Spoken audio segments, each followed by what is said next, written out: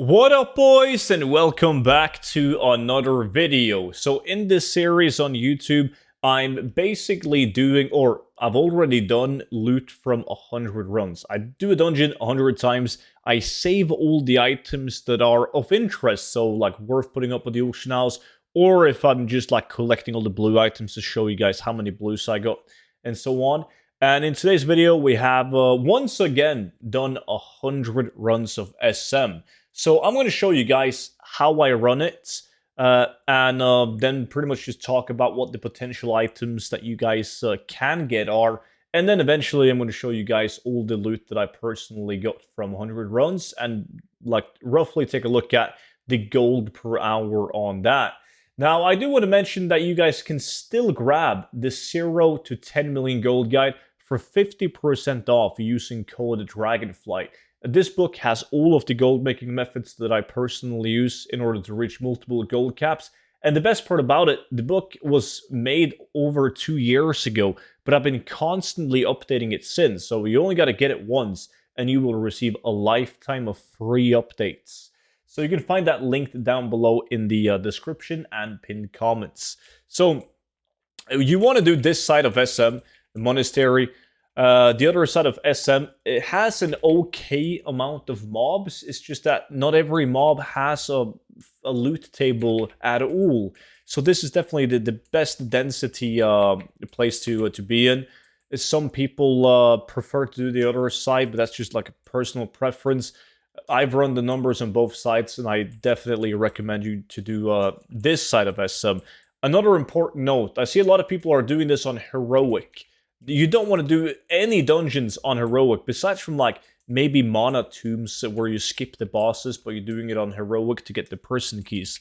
So do it on normal mode, and that's when you can get the fancy mogs. And SM has some of the most expensive and rarest items in the game. It's insane. Like, you will never get most of these items.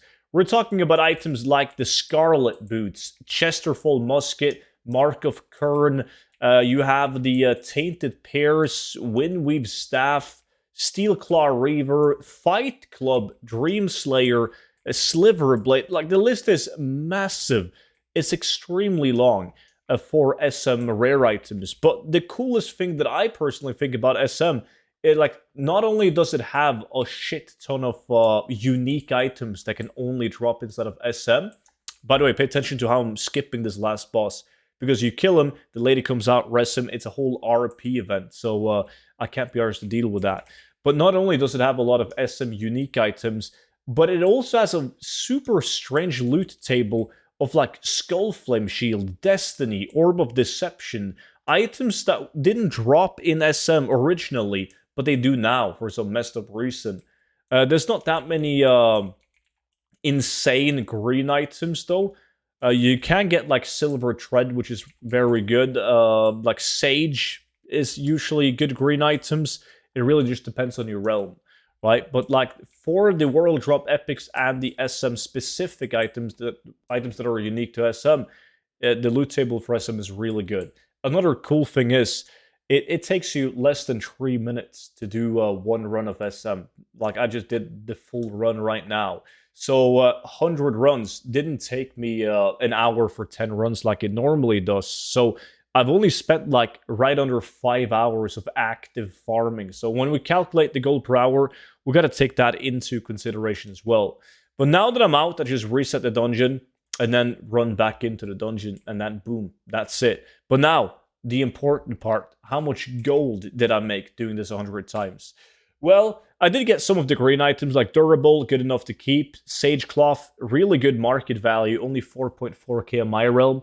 Silver Tread, 16k market value. This is a very popular one. You can also get the Vest, but only 3,000 gold on my realm. And then the Male Combat Belt, almost 3k on my realm. And then I always keep these.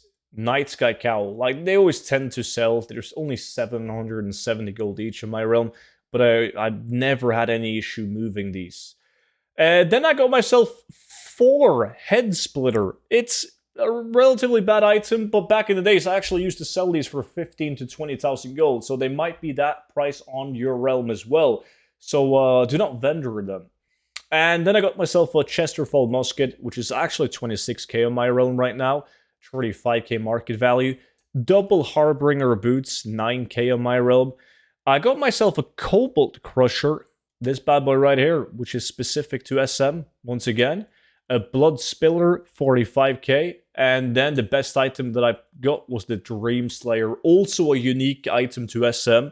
And I've actually sold a couple of these Dream Slayers in the past for over 100,000 gold. So this is the item that I'm most excited about.